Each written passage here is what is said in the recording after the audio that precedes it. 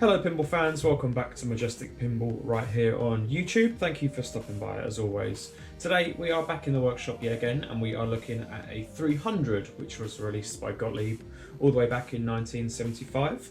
They made 8,157 of these machines and the playfield design was by Ed Krynski.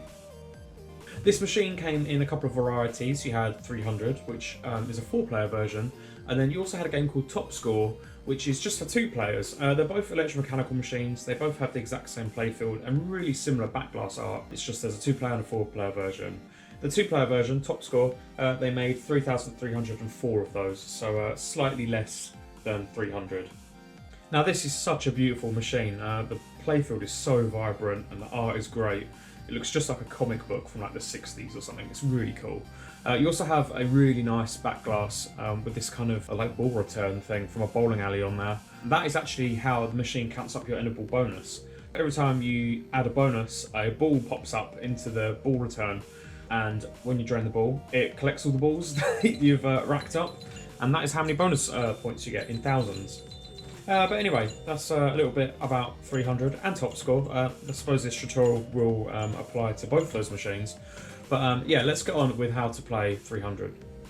So this is one of the later Gottlieb electromechanical machines, and they really were like at the pinnacle, the peak of their game during this era, I think. And like the wedge heads they were releasing at this time were just all fantastic games. But 300 essentially is all about trying to collect bonus balls in the back glass.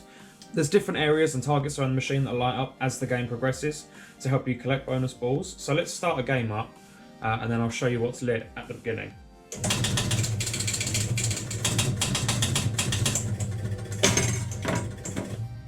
So on ball 1 you've got a couple of targets and rollovers that are lit. You have 2 rollovers at the top. They will add a bonus ball at any time.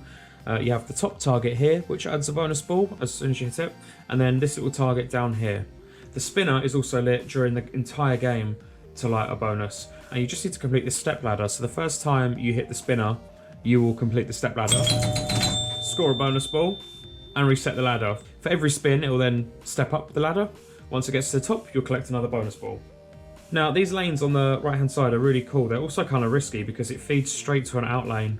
There is a way to save the ball. You've got a little post here that you can kind of skillfully nudge the ball back into play, but it's kind of hard. And it does just tend to drain. So this is a risky area. It's kind of like a sort of pachinko style kind of thing. The lit lanes will alternate based on the spinner.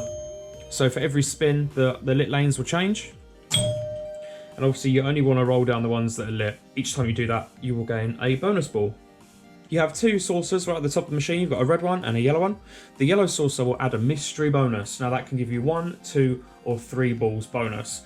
You can also collect the bonus and score 1,000 points via the red hole. So if you've maxed out the bonus, there's not really much point in playing anymore, and you just kind of want to aim for the red saucer, collect your bonus, clear everything out, and then start again. On the top of the playfield, you also have a little star rollover, which says lights the special target when lit. As you hit that, you will light this target here for a special. That isn't lit for very long. You can hit the bumpers and it doesn't clear the special, and I think maybe the slings. But if you hit any target, any rollover, go into the saucers or anything else, that will turn off. It looks like a very simple special to achieve. It's actually really deceptive and really difficult. On the left hand side you have a rollover switch which opens the ball return gate. If you hit that, you're basically safe from the perils of the pachinko area because this little handy gate opens up. So you can use that once. If the ball falls through, goes into the shoot lane and closes the gate, and you can shoot the ball back into play. So anyway, ball 1 and 2, they play out pretty much the same. So let's just drain these balls and end this. That's ball 2. Between balls, your step ladder does reset, so you're always just 1 spin away straight away from a bonus ball. So here we are, ball 3, and we've now lit the in lanes to add a bonus ball. The gameplay is exactly the same, apart from your in lanes now score bonus. So let's hit one of those and leave the playfield.